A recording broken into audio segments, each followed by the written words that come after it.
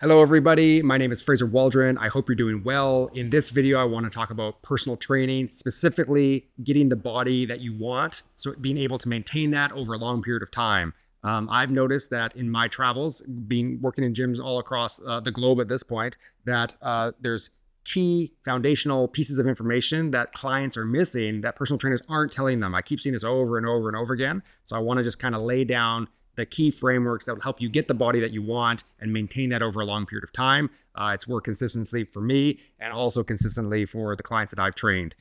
Who am I to tell you this kind of information? Because again, there's a million people online pitching this stuff. My background is in sports. So I played football, like American football in university, and had a good time with that. And I just, by pure luck, my university that I went to had the best strength and conditioning coach, in my opinion, in North America, if not the planet.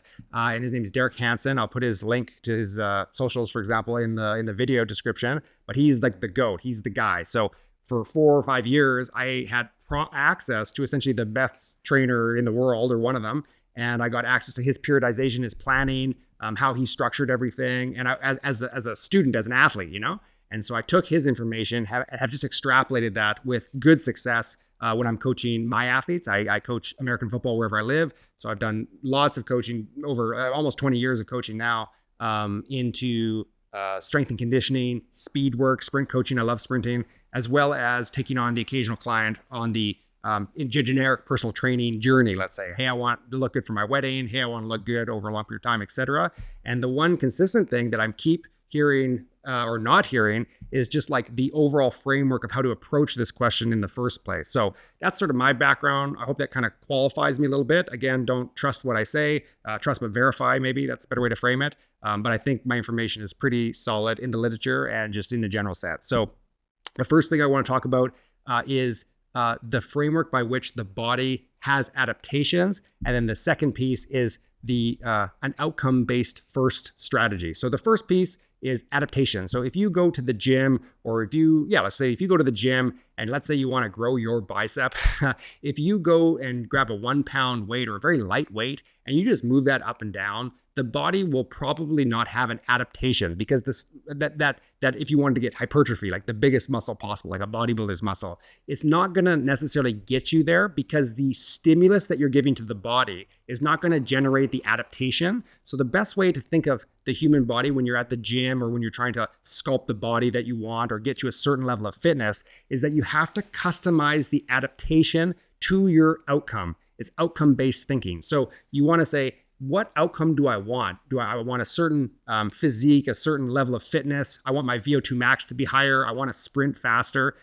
You want to customize your periodization or your planning to fit that outcome. Don't come with a framework and just kind of see where the outcome kicks you out. You want to say, this is kind of what I'm looking for from a performance point of view, from an aesthetic point of view, and then do the research backwards to create a plan that gets you there. So for example, if I want to sprint quickly, I need to sprint quickly. So I'm going to do sprinting with like maybe 2-3 times a week, perhaps. And I'm going to make sure that my central nervous system is rested. I'm going to make sure that I'm running as fast as I can, because I want to make sure that the coordination and all the muscle fibers are adapting to that environment of running at the maximum speed we can run. And that over time is going to give me the adaptation of running faster, if that makes sense. Another example would be, I want to have a higher VO2 max. So we're going to do, 2 times a week VO2 max training, which is running until, like for 1 minute straight until you're breathing really hard. Times that by 3 minutes or 3 minutes of exercise over 6 minutes.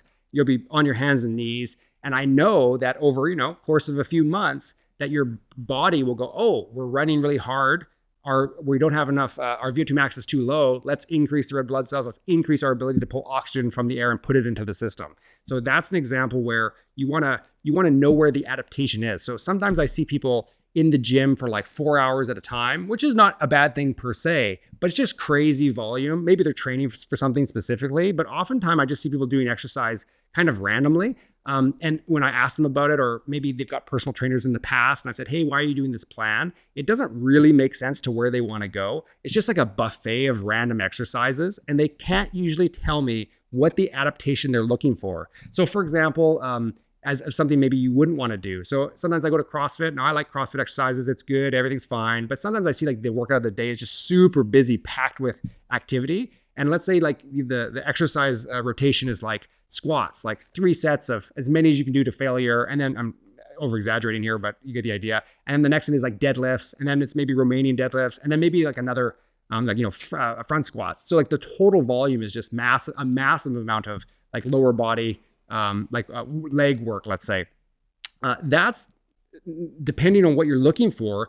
To me, it's like at a certain point, you've already injected the stimulus. So the adaptation will already occur, and the adaptation occurs at night, right? So if you do like a bench press, if you do a run, it's not like the run itself makes you more fit. It's a signal to your body to overnight essentially have that adaptation response. So your body doesn't know why you're doing what you're doing. If you just sit there, you'll have a detraining event. You'll lose that muscle. You'll lose your capacity because your body goes, we're not using that capacity. It's metabolically difficult to maintain that. So we're just going to shed that away.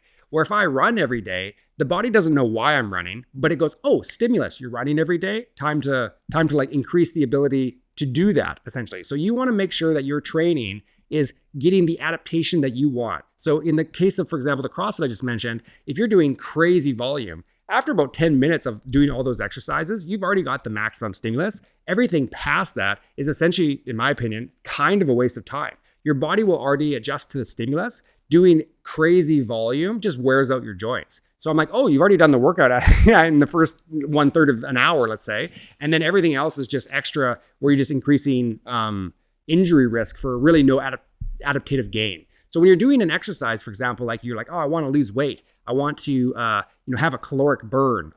You would say, okay, well, like what exercises get me there? Is running consistently 7 days a week going to be the highest caloric burn? Well, the literature suggests no. You'd want to include weightlifting, a variation of exercises. So your body is never completely adapted. And that's going to give you that big caloric burn. So for example, if you do sprinting, the next day, if you especially haven't sprinted in a while, you'll be super sore because you've worked all these muscles in a very unique way. Your central nervous system is going to be taxed because it's high coordination, maximum effort. It's going to be an unusual exercise if you haven't done it in a while, and you're going to get like a couple nights caloric burn as your body tries to repair and adapt and adjust to the new environment that you've encroached. So that's going to be way more caloric burn than if you were to just do like running every day, 5K consistently. Your body's already adapted. You're just getting the caloric burn of the actual exercise itself. So I hope that kind of frames things. You want to create your periodization or your planning to get the adaptation that you want.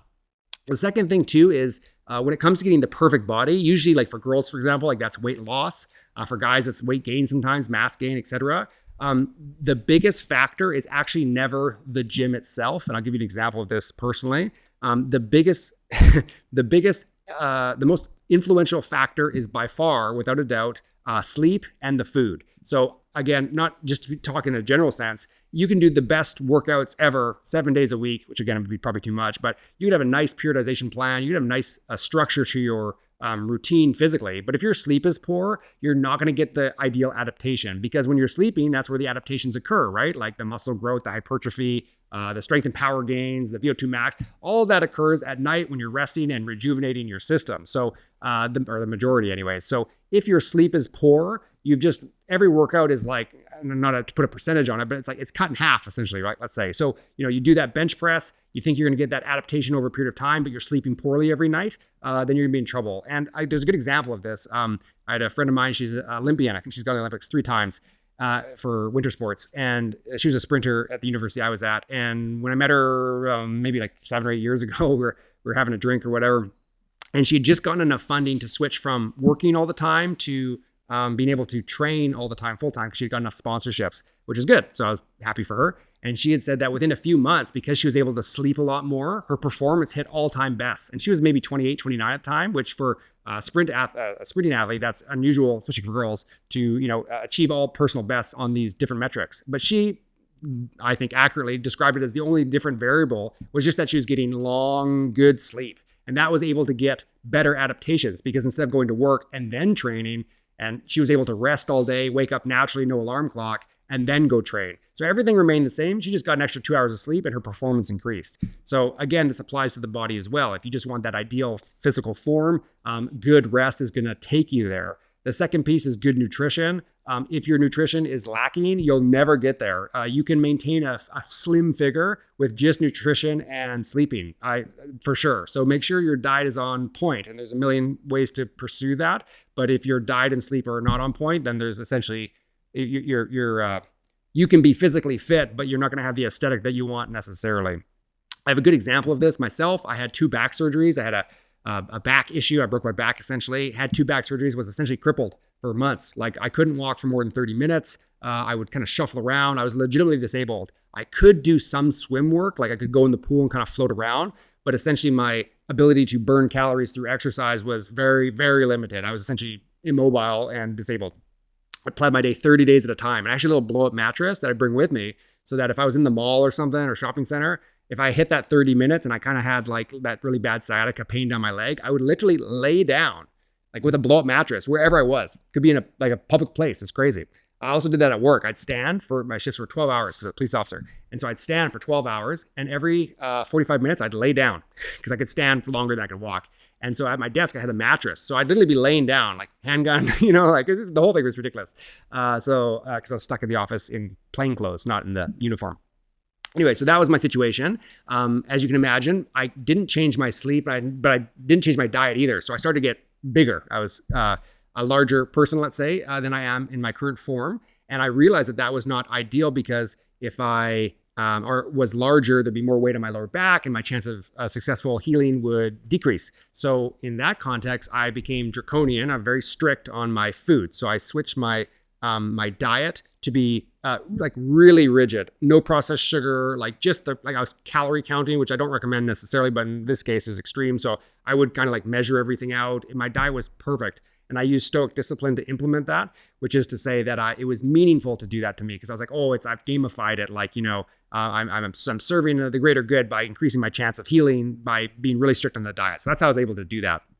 But the key point is that I had an outcome, which was to be essentially skinny or have a good BMI, let's say, a body mass index. And I was able to do that. So over a 6-month period, I went from being, let's say, overweight to being at my old high school weight, which is crazy, with almost no exercise, just straight hardcore maintenance. Like I went to sleep at the same time, I woke up at the same time, and my diet was on point. I changed, like it was rigid, 7 days a week. I had no breaks. Maybe like on a Friday, I'd have McDonald's or something, but like it was very, very rigid, and I was able to maintain that. And so that's outcomes thinking. I had an outcome I wanted, and then I created a strategy to get that. So I could, and here's the key point, I could maintain that forever if I needed to. Luckily, I recovered. I got my dance moves back, and now I can run around and do stuff again within reason.